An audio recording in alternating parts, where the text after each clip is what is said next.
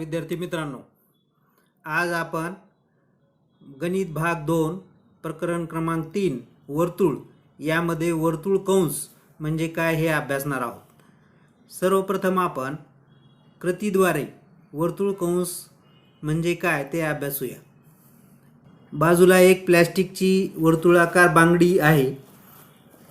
ही बांगडी ए व बी या बिंदूपाशी तुटली तर चित्रात दाखवल्याप्रमाणे या बांगडीचे दोन भाग होतील। हा प्रत्येक भाग वर्तुळ कंस आहे हे आपण पूर्वी शिकलेले आहे। आता आपण बिंदूमुळे वर्तुळाचे दोन कंसात विभाजन होते आणि त्या प्रत्येक भागाला वर्तुळ कंस म्हणतात हे आपण पाहणार आहोत। तर बाजूच्या आकृतीत वर्तुळावर P आणि Q असे दोन बिंदू आहेत। या बिंदूमुळे वर्तुळाचे दोन भाग झाले आहेत। हा प्रत्येक भाग वर्तुळ कंस आहे। म्हणजे P आणि Q या बिंदूमुळे दोन कंस तयार झाले आहेत। P आणि Q हे बिंदू त्या प्रत्येक कंसाची टोके आहेत। कंस PQ या नावावरून झालेल्या दोन कंसापैकी कोणता कंस हे निश्चितपणे समजत नाही। समजण्यासाठी प्रत्येक कंसावर आणखी एक बिंदू घेतात। त्या बिंदूचा वापर करून कंसाला 3 अक्षरी नाव देतात। आकृतीत कंस PSQ आणि कंस PRQ हे दोन कंस आहेत। आपण वृत्तछेदिकेमुळे वर्तुळाचे दोन कंसात विभाजन होते आणि त्या प्रत्येक भागाला वर्तुळ कंस म्हणतात हे अभ्यासणार आहोत। तत्पूर्वी आपण वृत्तछेदिका म्हणजे काय त्याची व्याख्या आपण पाहूया। आकृतीत रेषा N व वर्तुळ यांना दोन सामायिक बिंदू आहेत। Q व R हे रेषा व वर्तुळ यांचे छेदनबिंदू आहेत व रेषा N ही वृत्तछेदिका आहे हे पूर्वी आपण शिकलेलं आहे। आता आपण वृत्तछेदिकेच्या आधारे वर्तुळ कंसाची व्याख्या पाहणार आहोत। तर वृत्तछेदिकेमुळे वर्तुळाचे दोन भागात विभाजन होते। यापैकी कोणताही एक भाग आणि वृत्तछेदिकेचे वर्तुळावरील बिंदू यांनी मिळून होणाऱ्या आकृतीला वर्तुळ कंस म्हणतात। वर्तुळ आणि वृत्तछेदिका यांच्या छेदन बिंदूंना कंसाचे अंत्यबिंदू किंवा कंसाची टोके म्हणतात। आकृती 3.29 मध्ये वृत्तछेदिका K मुळे केंद्र C असलेल्या वर्तुळाचे AYB आणि AXB हे दोन कंस तयार झाले आहेत। आता आपण विशाल कंस व लघु कंस म्हणजे काय ते शिकणार आहोत। वृत्तछेदिकेच्या ज्या बाजूला वर्तुळ केंद्र असते त्या बाजूच्या कंसाला विशाल कंस आणि विरुद्ध बाजूच्या कंसाला लघु कंस म्हणतात। आकृती 3.29 मध्ये कंस AYB हा विशाल कंस आणि कंस AXB हा लघु कंस आहे। एखाद्या वर्तुळ कंसाचे नाव 3 अक्षरी वापरून लिहिल्याने तो नेमका समजतो हे मागे आपण पाहिलेलं आहे। परंतु ही संदिग्धता निर्माण होत नसेल तर लघु कंसाचे नाव त्याचे अंत्यबिंदू दर्शविणाऱ्या 2 अक्षरांनी लिहितात। उदाहरणार्थ आकृती 3.29 मधील कंस AXB हा कंस AB असाही लिहितात। आपण कंसाचे नाव लिहिण्यासाठी हीच पद्धत वापरणार आहोत। यानंतर आपण केंद्रीय कोन म्हणजे काय ते पाहणार आहोत।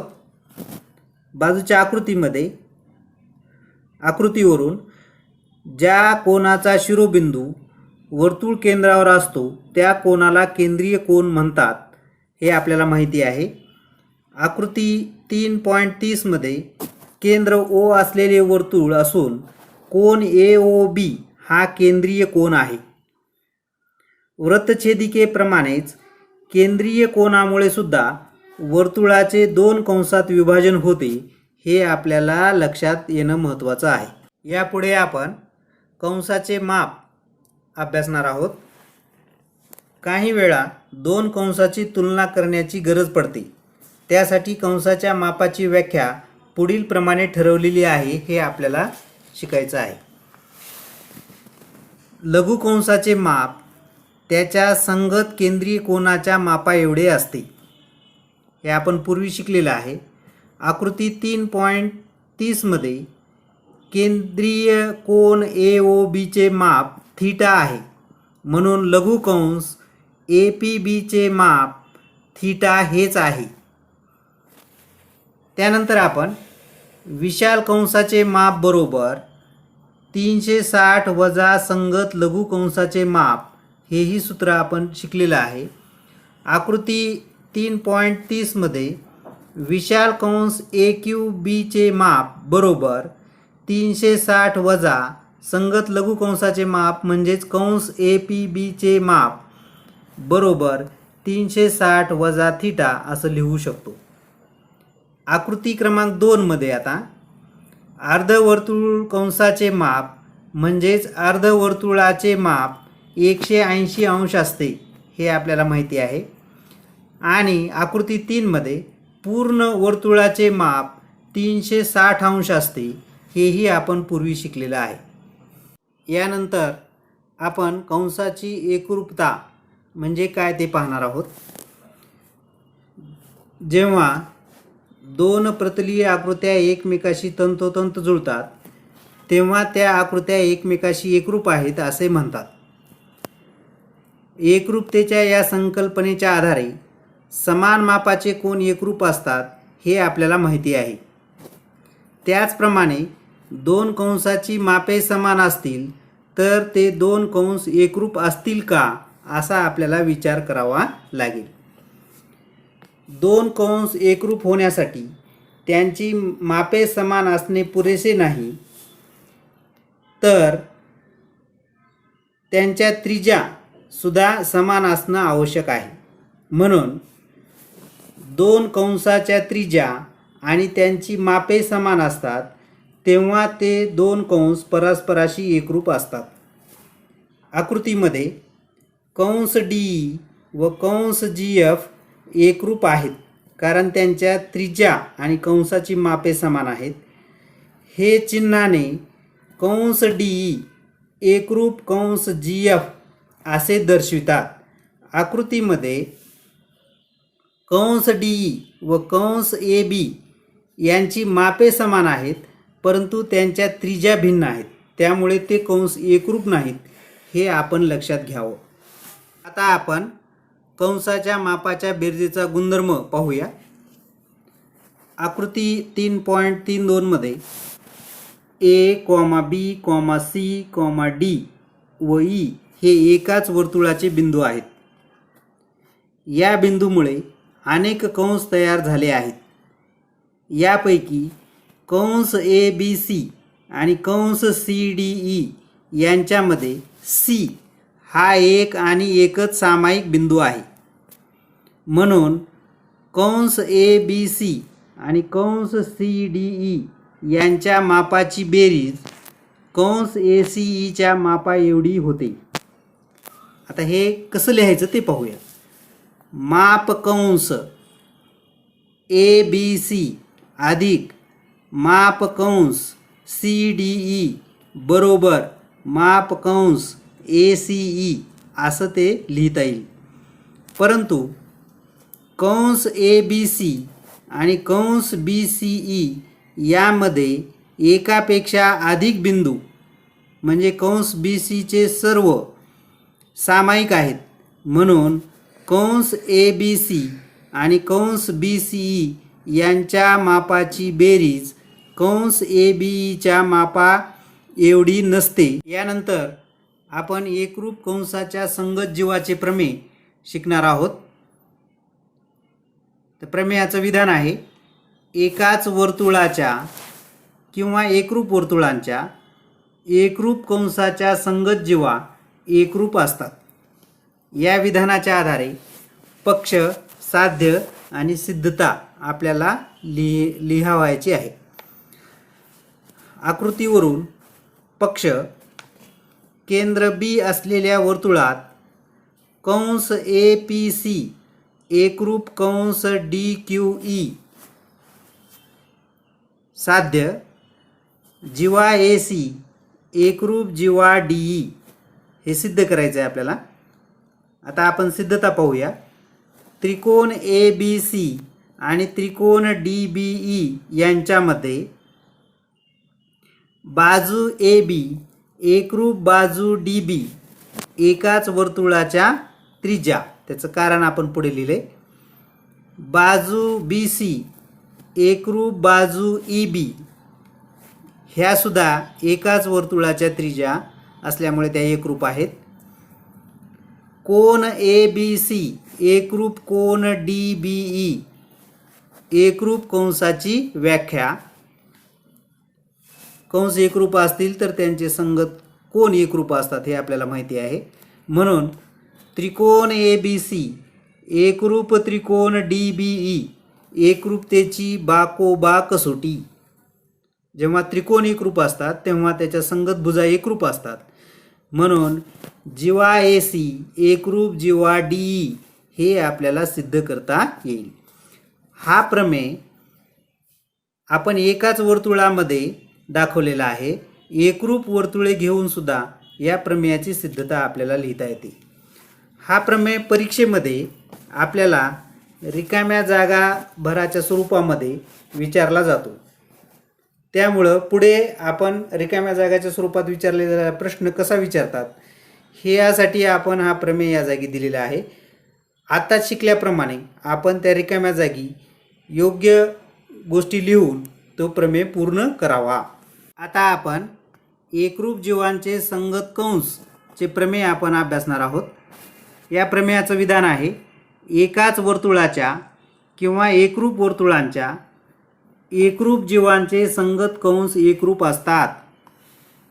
या विधानाच्या आधारे आकृती काढून पक्ष साध्य सिद्धता आता आपण लिहिणार आहोत. तर आकृतीच्या आधारे पक्ष रेख PQ आणि रेख RS या केंद्र O असलेल्या वर्तुळाच्या एकरूप जीवा आहेत. साध्य करायचे आहे आपल्याला. कंस PMQ एकरूप कंस RNS. सिद्धता त्रिकोण OPQ व त्रिकोण ORS मध्ये बाजू OP एकरूप बाजू OR एकाच वर्तुळाच्या त्रिज्या, त्याचं कारण आपण पुढे लिहिले. बाजू OQ एकरूप बाजू OS एकाच वर्तुळाच्या त्रिज्या, याचंही कारण तेच आहे. बाजू PQ एकरूप बाजू RS दिलं आहे आपल्याला. म्हणून त्रिकोण OPQ एकरूप त्रिकोण ORS एकरूपतेची बा कसोटी. म्हणून जेव्हा त्रिकोण एकरूप असतात तेव्हा त्याचे संगत कोन एकरूप असतात. म्हणून कोन POQ एकरूप कोन ROS एकरूप त्रिकोणाचे संगत कोन पुढे कारण दिले आणि त्याला क्रमांक 1 दिलेला आहे. केंद्रीय कोन POQ व कोन ROS ने O केंद्र असलेल्या वर्तुळाचे कंस PMQ व कंस RNS अंतरित केले आहेत. त्याचप्रमाणे त्रिज्या OP एकरूप त्रिज्या OQ एकरूप त्रिज्या OR व एकरूप त्रिज्या OS, कारण ह्या सर्व त्रिज्या एकाच वर्तुळाच्या आहेत. याला आपण क्रमांक 3 दिलेला आहे. दोन कंस एकरूप असण्यासाठी पूर्वी शिकलेला आहे आपण, त्यांच्या त्रिज्या आणि मापे समान असावी लागतात. म्हणून 1 2 3 वरून कंस PMQ एकरूप कंस RNS असे लिहून आपल्याला ही सिद्धता पूर्ण करता येईल. यामध्ये एकरूप वर्तुळे याची व्याख्या आपण पूर्वी शिकलेली आहे. ज्या वर्तुळांच्या त्रिज्यांची लांबी समान असते त्यांना एकरूप वर्तुळे म्हणतात हे आपल्याला माहिती आहे. म्हणून एकरूप वर्तुळे घेऊन सुद्धा या प्रमेयाची सिद्धता आपल्याला लिहिता येईल. दिलेल्या भागाच्या आधारे आपण काही उदाहरणे या जागी अभ्यासणार आहोत. त्यामध्ये पहिलं उदाहरण आपण पाहूया. आकृतीवरून केंद्र ओ असलेल्या वर्तुळाचे ए, बी, सी हे 3 बिंदू आहेत. नंबर 1, या 3 बिंदूंमुळे तयार होणाऱ्या सर्व कंसाची नावे लिहा. हा पहिला प्रश्न विचारला आहे. दुसरा प्रश्न असा विचारला आहे, कंस BC आणि कंस AB यांची मापे अनुक्रमे 110 आणि 125 अंश असतील तर राहिलेल्या सर्व कोनांची मापे लिहा. आता उकल आपण पाहूया. आकृतीवरून कंसाची नावे आपल्याला लिहिता येतील. कंस AB, कंस BC, कंस AC, कंस ABC, कंस ACB, कंस BAC असे वेगवेगळ्या प्रकारचे कंस आपल्याला या जागी मिळतात. आता कंस BC व AB ची मापे 110 आणि 125 अंश आपल्याला दिलेली आहेत. त्यावरून आपण कंस ABC चे माप काढूया. कंस ABC चे माप बरोबर कंस AB चे माप अधिक कंस BC चे माप. कंस AB च्या मापाच्या खाली 125 अंश अधिक 110 अंश बरोबर 235 अंश. म्हणून आता आपण कंस AC चे माप आपण काढूया. AC हा लघु कंस आहे, म्हणून लघु कंसाचे माप बरोबर 360 वजा विशाल कंसाचे माप असं हे आपल्याला लिहिता येतं. म्हणून कंस AC चे माप बरोबर 360 वजा कंस ABC चे माप. ABC चे माप आपण वर काढलेलं आहे, बरोबर 360 वजा 235 अंश बरोबर 125 अंश असं आपल्याला त्याचं उत्तर मिळेल. त्याचप्रमाणे कंस ACB चे माप बरोबर 360 वजा 125 अंश बरोबर 235 अंश आणि कंस BAC चे माप बरोबर 360 वजा 110 अंश बरोबर 250 अंश. या पद्धतीने हे उदाहरण आपल्याला पूर्ण करता येईल. एक उदाहरण आपण या जागी शिकूया. आकृती 3.36 मध्ये केंद्र T असलेल्या वर्तुळात आयत PQRS आंतरलिखित केला आहे. तर दाखवा की कंस PQ एकरूप कंस SR आणि दुसरं साध्य करायचं आहे आपल्याला कंस SPQ एकरूप कंस PQR असं दाखवायचं आहे. याची उकल पाहूया. चौकोन PQRS हा आयत आहे, आकृतीमध्ये आपल्याला दिसत आहे. जीवा PQ एकरूप जीवा SR आयताच्या सम्मुख बाजू एकरूप असतात हे आपल्याला माहिती आहे. म्हणून एकरूप जीवांचे संगत कंस एकरूप असतात हे आपल्याला प्रमेय आपण आता शिकलेला आहे. म्हणून कंस PQ एकरूप कंस SR असा आपल्याला लिहिता येईल. त्याच्या पुढे कारण लिहावं, एकरूप जीवांचे संगत कंस.